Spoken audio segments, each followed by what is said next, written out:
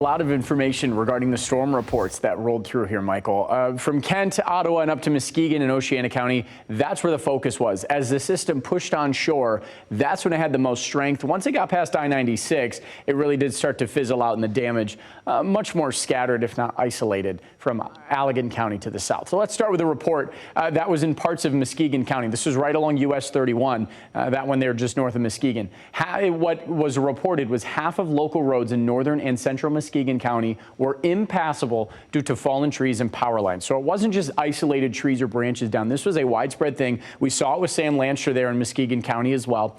Into Ottawa County, a streetlight was knocked over by the wind. So a lot of this came with one big gust at the start. You heard a lot of people saying the noises that were associated with it, how loud it was, sounding like rolling thunder. Again, it was one big push with this gust of wind, and then trailing on the backside of it, still some gusts of 40 miles per hour.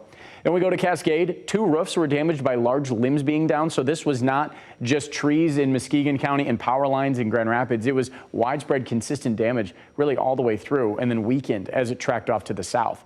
We do have some shower development over near Chicago that may push some moisture into our area. Not going to be much, if any. Most of the storms and what's left of our bow echo now into southern Indiana, Illinois, and moving into Kentucky. Holland this evening, seeing some breaks in the clouds, a lot of turbulence still in the atmosphere. It's still fairly unsettled, but the system this morning took out all of the energy for instability. What was looking at the potential for some redevelopment of storms, now maybe a shower or two. Not going to be much here tonight. Montcalm County, more of the same. Clouds are showing a few more signs of breaking up there, but we're not going to see really a lot of sunshine until we get to Wednesday afternoon and evening. So we have a lot of temperatures now falling back to the upper 70s. Our warmest is 83 in Kalamazoo. We're at 78 Muskegon, Hart, and Greenville at this time.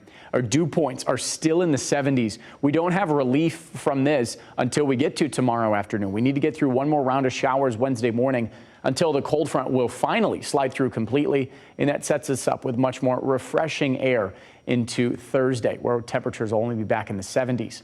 Meanwhile, tonight, 65 degrees for an overnight low. A west wind going to be fairly light, but it does shift northerly tomorrow. So again, as the cold front comes through, winds will shift. It'll bring in drier and cooler and sunnier air as well. So we'll start the day with some rain chances, end it with sunshine. A high of 81 expected tomorrow in Grand Rapids, mid to upper 70s for our northern communities.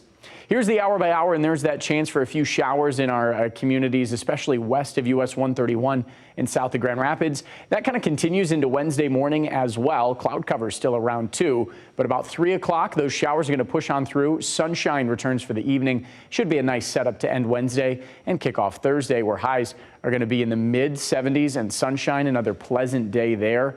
The temperatures this week are a little bit cooler. We have more 70s than 80s for the next 7 days, but we're still in likely average above temperatures here into the 4th of July holiday weekend. So that's something to look forward to now, but still a couple more chances for showers here tomorrow morning and then again Friday and Saturday.